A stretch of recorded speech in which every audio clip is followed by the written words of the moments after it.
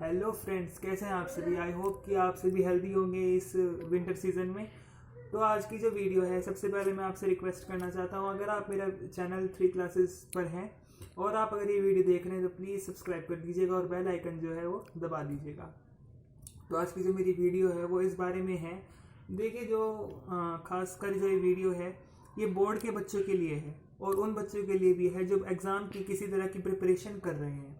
सबसे पहले मुझे उनको ये बताना है, जो देखिए, जो ये महीना अब आ गया है ना, नवंबर, दिसंबर, जनवरी, फरवरी, मार्च, ये जो 4-5 महीने हैं ये उन सभी बच्चों के लिए बहुत ही क्रिटिकल है, क्रूशियल है।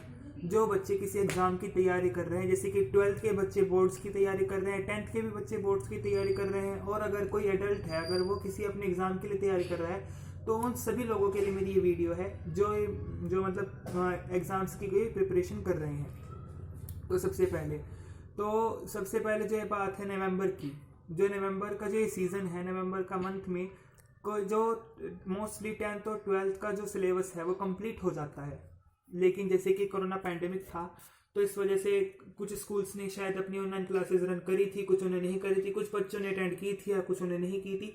तो उन सबको ये मेरी एडवाइस है कि नवंबर जो ख़त्म हो रहा है, इन 3-1 दिनों में अगर उनका कोई भी चैप्टर पेंडिंग है तो प्लीज़ आप अपनी उस चैप्टर को कंप्लीट कर लीजिए।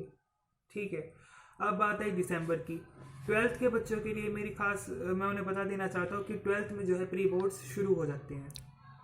ठीक है। तो प्री बोर्ड से पहले अगर आपके 15 या 16 या 20 के डेट में है तो उससे पहले आपके लिए ज़रूरी है कि आप अब रिवीजन करना दिसंबर से स्टार्ट कर दें। ठीक है। अगर आपका कोई चैप्टर पेंडिंग है तो आप अभी के अभी, जब तक नवंबर ख़त्म नहीं होता, यानी कि मंडे तक या फिर ट्यूसडे तक समझ लीजिए, चलिए एक दिन का कोई गैप नहीं, ट्यूसडे मंडे तक आपका जो भी कोई चैप्टर पेंडिंग है तो आप उसे पूरा कर लें।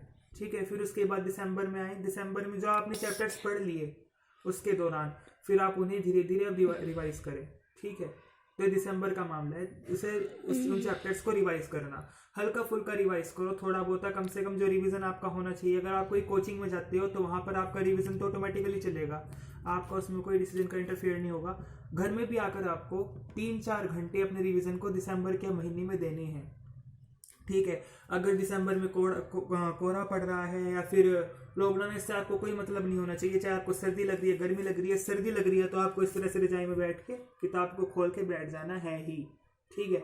और जब प्री बोर्ड्स हैं, देखिए प्री बोर्ड्स भी आ रहे हैं तो दिसंबर में रिवीजन आपका बनता ही है। और उन बच्चों के लिए मैं खास कहना चाहता हूँ कि उससे एग्ज़ाम से पहले एक दिन पहले प्लीज़ किताब खोलकर मत बैठिए। एग्ज़ाम का जो एक दिन पहले का जो होता है दिन, वो इसलिए होता है कि आपने जितना भी रिवाइज किया अपने एग्ज़ाम के कुछ 10-15 दिन पहले, उन सबको इकट्ठा करके लर्न कर लेना। ठीक है। अब देखिए 12th का इतना कठिन सिलेबस है, 10th का भी है, उन सबको एक दिन में इकट्ठा नहीं हो पाता। ठीक है। तो और दूसरी बात है कि जब आपके प्री बोर्ड्स खत्म होंगे, ठीक है, सपोज करिए जनवरी है, जनवरी 12th वालों के लिए मैं बता देना चाहता हूँ कि 1 जनवरी से लेकर 8 जनवरी तक जो है आपका प्रैक्टिकल चलेंगे।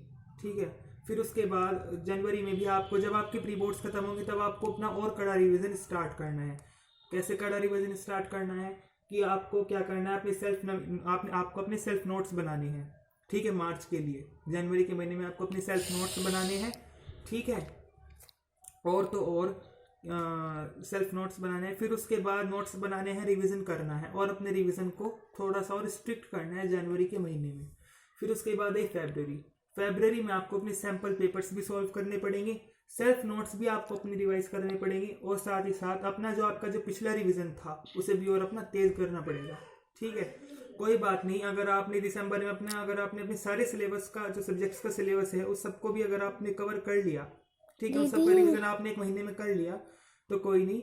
फिर उसके बाद आप करिए दोबारा से, जनवरी में दोबारा से फिर से वही करिए, फिर जनवरी से फिर से वही करिए, लेकिन उसे थोड़ा सा और हार्ड तरीके से करते जाइए।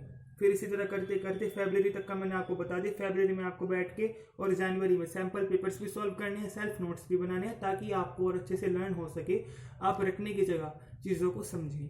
ठीक है। फिर जब मार्च का सीज़न आया, मार्च के सीज़न में आपको पता है, आपको मार्च के सीज़न में अपनी हेल्थ का भी ख्याल रखना है। जिन बच्चों के पेपर, मार्च में होली आएगी, होली के दौरान अगर पेपर पढ़ रहे हैं तो प्लीज़ होली थोड़ी सी कम खेलना, क्योंकि अब जब आप 12th करके निकलोगे तो आपकी होली है, फिर पूरी ईयर उसकी कोई टेंशन नहीं है। ठीक है। तो आपको मार्च और फरवरी में खासकर अपनी हेल्थ का ध्यान रखना है। ध्यान रखना है कि आप ज़्यादा दोस्ती यारी के चक्कर में ना पड़े। और प्लीज़ अब जो मार्च तक का जो सीज़न है, मार्च तक के लिए अपने सारे फ्रेंड्स को मोबाइल वगैरह डिस्ट्रैक्शंस को दूर कीजिए। तो अब मेरी वीडियो खाली इतनी सी थी। Thank you, bye bye.